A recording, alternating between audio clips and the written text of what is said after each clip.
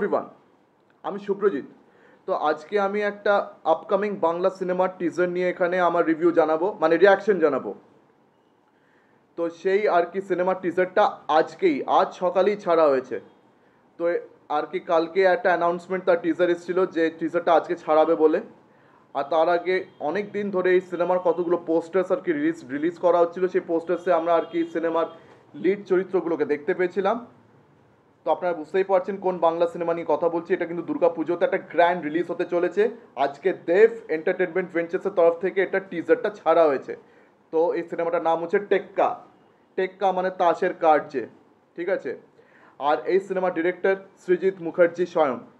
আর এখানে লিড আর সেন্ট্রাল চরিত্রে আমরা দেখতে পাচ্ছি দেবকে। তবে এখানে দেবের কিন্তু একটা রিস্ট্রেন্ট ক্যারেক্টার, দেব কিন্তু এরকম রিস্ট্রেন্ট ক্যারেক্টার প্রচুর সিনেমায় প্লে করে ফেলেছে।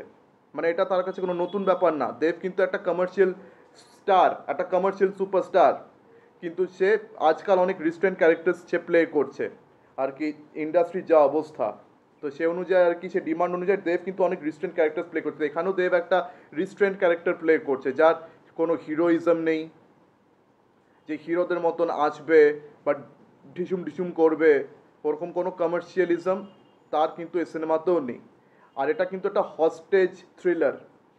টেক্কা কিন্তু একটা পুরো দস্তুর হস্টেজ থ্রিলার। আর এখানে কিন্তু সৃজিত মুখার্জির একটা টিপিক্যাল তার ট্রেডিশনাল একটা স্টাইল আছে, মানে টিপিক্যাল তার ট্রেডমার্ক, সরি, তার সিগনেচার ট্রেডমার্কটা রয়েছে এখানে। গালিগালাজ মানে এই ব্যাপার স্যাপারটা সৃজিতের এখানেও কিন্তু আমরা শুনতে পাচ্ছি।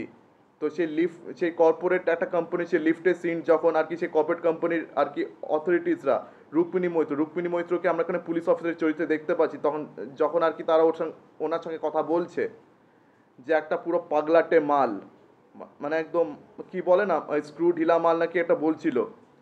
তো তখন রুক্মিণী আর কি যেভাবে রিয়াকশন দিচ্ছে, মানে ওটা বেশ দারুণ লাগছে, মজাদার লাগছে। কিন্তু এখানে দেবকে বেশ ভালো লাগছে। এখানে দেব হচ্ছে কিডন্যাপার। একটা বাচ্চা মেয়েকে সেন্ট বেঞ্জামিন স্কুল থেকে সে কিডন্যাপ করেছে, বাচ্চা মেয়েটাকে কিডন্যাপ করেছে, কর্পোরেট কোম্পানির ভিতরে ঢুকে পড়েছে।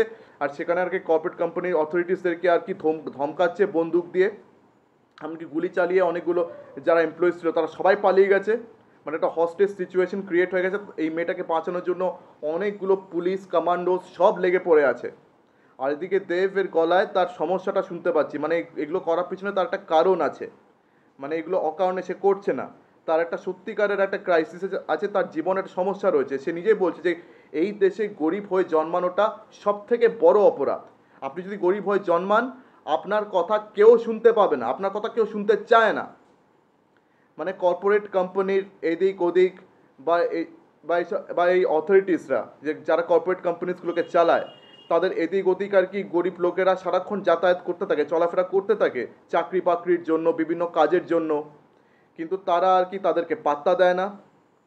তাদের জীবনে কষ্টর ব্যাপারে তারা এতটুকু ভাবনা চিন্তা করে না। তারা এতটাই স্বার্থপর হয়ে গেছে, তাদেরকে পিষে পিষে আর কি কোম্পানি তৈরি করছে।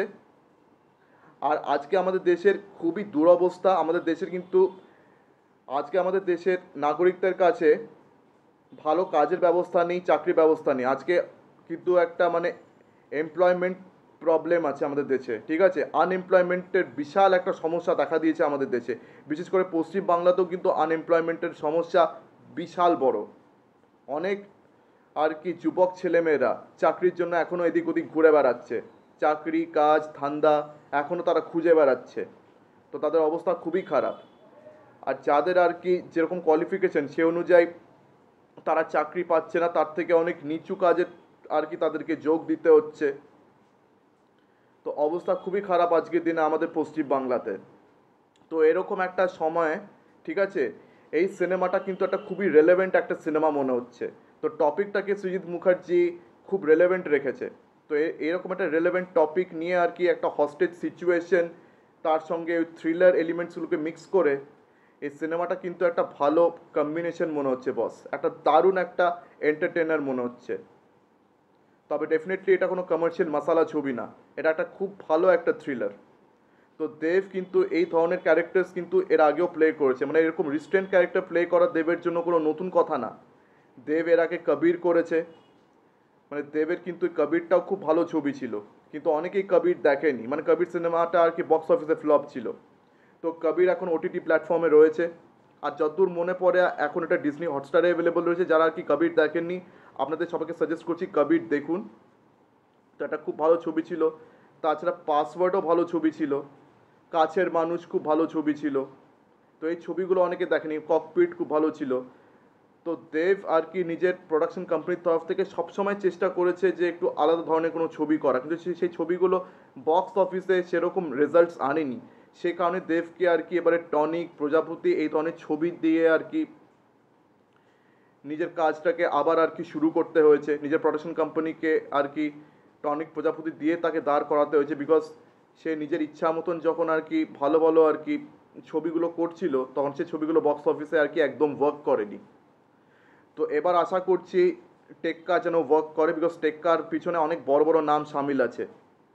সৃজিত মুখার্জি নিজে, দেব রয়েছে, রুক্মিণী মৈত্রও রয়েছে। তাছাড়া এখানে স্বস্তিকা মুখার্জির একটা ইম্পর্টেন্ট রোল আছে। তাছাড়া এখানে সুজন মুখার্জি, যাকে নীল হিসেবে আমরা সবাই চিনি, তার একটা ইম্পর্টেন্ট আর কি ক্যারেক্টার আছে। টোটা রায় চৌধুরী রয়েছে, আরও অনেকেই রয়েছে এই সিনেমাতে। তো তাদের কারো রোল খুব একটা পরিষ্কার না। স্বস্তিকা মুখার্জিকে মাঝে সাঝে মনে হচ্ছিল যে বাচ্চাটার মা, কিন্তু লাস্টের দিকে স্বস্তিকা মুখার্জি যখন বলছে ফুল স্টপ যেভাবে, সেভাবে আমার একটু সন্দেহ হলো যে আদৌ কি সে বাচ্চার মা। আই থিঙ্ক সে বাচ্চাটার মা নয়, বাট আর যদি মা হয়ও, মানে ঠিক বোঝা যাচ্ছে না আর কি টিজারে, কেননা স্টোরি কিছু রিভিল করেনি। স্টোরি কিন্তু এখনও কিছু রিভিল করেনি, এটা সবে একটা টিজার বেরিয়েছে।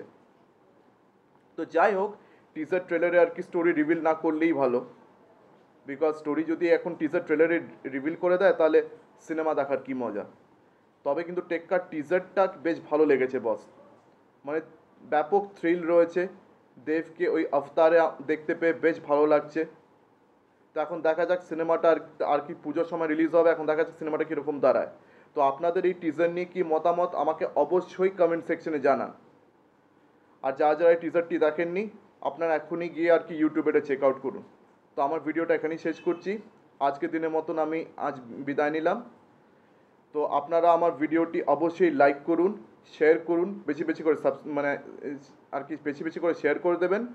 আর আমার চ্যানেলটিকে সাবস্ক্রাইব করতে একদমই ভুলবেন না। তো আজকের দিনের মতন বিদায় নিলাম। ধন্যবাদ।